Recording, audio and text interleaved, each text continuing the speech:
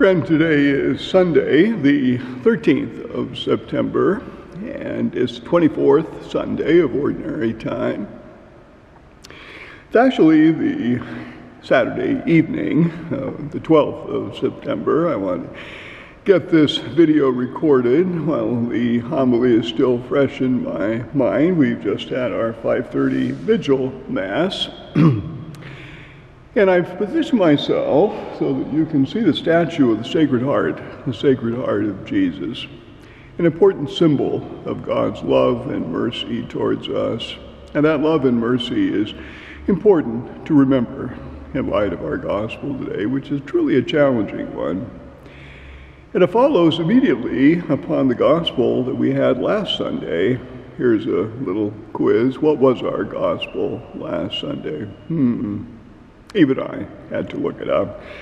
Last Sunday was the gospel about fraternal correction. If one of a brother or a sister offends you, what to do, how to handle that. And Jesus gives a simple 3-step process to bring about reconciliation between yourself and the person who has offended or hurt you. And the gospel today follows immediately upon that. And it asks the question, well, what if that simple 3-step process does not work? What do you do? What do you do? And so, Peter, as the spokesman of the disciples, says to Jesus, Lord, if my brother or sister sins against me, how often must I forgive him? How often must I forgive him? As many as 7 times? 7 times? And Peter was probably thinking he was being pretty generous by even suggesting 7 times. And you might ask yourself, well, it doesn't sound all that difficult or challenging. 7 times doesn't seem so much. But think, when was the last time you forgave someone? Think a moment. When was the last time? Can you even think of a time when you forgive someone? Now go back 7 times. How far back would that go? And so we immediately are faced with the challenge. Wow. Forgiveness. 7 times, 1 time, whatever. And so Jesus responds, I say to you, not 7 times, but 77 times. In other words, there's no limit. There is no limit on forgiveness. One must forgive every time. No limit. And thus, I turn to the Sacred Heart and to Jesus' love and mercy for us, because forgiveness, a very, very challenging thing for us. And to illustrate all of this, Jesus tells a parable familiar to us, parable known as the parable of the unforgiving or the merciless servant. And Jesus says the kingdom of heaven can be likened to a king who called in his debts. And he had a servant who owed him a great deal. He doesn't say how much, he just says a big amount. In the Greek, it's much more specific. And those who would have understood that Greek would have chuckled, laughed at the amount. Because it was an amount that the man could not possibly have repaid in his lifetime. It was like 100,000 years of his wages. Impossible. But the servant got on his knees, begged his master, and lo and behold, he forgave the debt. But what happens? That servant turns around, runs into another servant who owes him only a day or 2 amount of wages, a day or 2. And he throttles him and starts to strangle him and so on. The guy begs. No mercy. No mercy. He threw him into the prison until he would repay. You know, in these days, well, how can you repay if you're in prison? Well, there was a debtor's prison, a debtor's prison.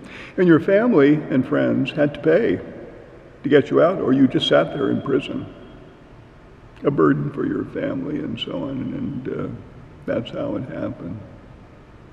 And, you know, so often in our lives, a person who has offended or hurt us does not ask for forgiveness, as these servants did in the gospel. They don't ask. They don't even recognize that they're at fault.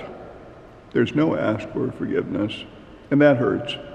That hurts. That makes forgiveness all the more difficult.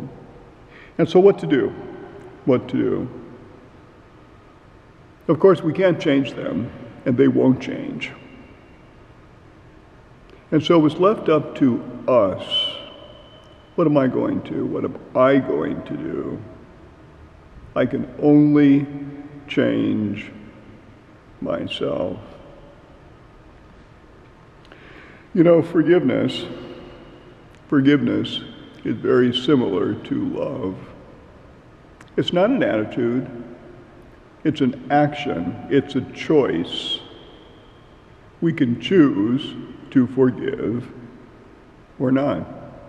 And love is the same. It's an action. It's not an attitude. We can choose to love or not. And we can choose to reconcile with a person who has hurt or offended us. A movement towards reconciliation that we can make, even if they make no move themselves, no response. We continue, and we can choose that. We can choose to continue, to move forward, to forgive. And how often? Every time. Even as Jesus forgives us, think of Jesus on the cross. Think of Jesus on the cross saying, Father, forgive them. Father, forgive them. And who is the them? Who is the them? It's not just those soldiers or whoever around the cross. It's all of us. All people for all time whose sins brought Jesus to the cross. Our sins. He bore our sins, our offenses. Do we ever think to ask him to forgive us for that? I doubt it. No, we don't really even think about it, that our sins brought him to the cross. Does God nonetheless forgive us? Yes. Every time. Every time. As Christians, as disciples, we are called to a very high standard of mercy. We have been forgiven an enormous debt. Now, it's our turn. It's our turn to forgive others. But let's be clear. Let's be clear about this. And this is perhaps something you haven't heard before, but let's be clear. This doesn't mean we become a doormat that somebody just walks over. It does not mean that we become a doormat or that we have to deny our feelings. I'm hurt. We do not have to deny our feelings or do our best to forget. You know, forgive and forget. Have you ever forgotten somebody who hurt you? No. You don't. You don't. And we're not asked to. The gospel doesn't ask us to. No, we will have feelings of hurt and offense, and we will not forget. What is asked of us in the gospel is something entirely different. What is asked of us in this situation, in the gospel, is entirely different. And it's beautifully summed up in Jesus' Sermon on the Mount. Do good to those who hate you. Bless those who curse you. Pray for those who mistreat you. Do good, bless, and pray.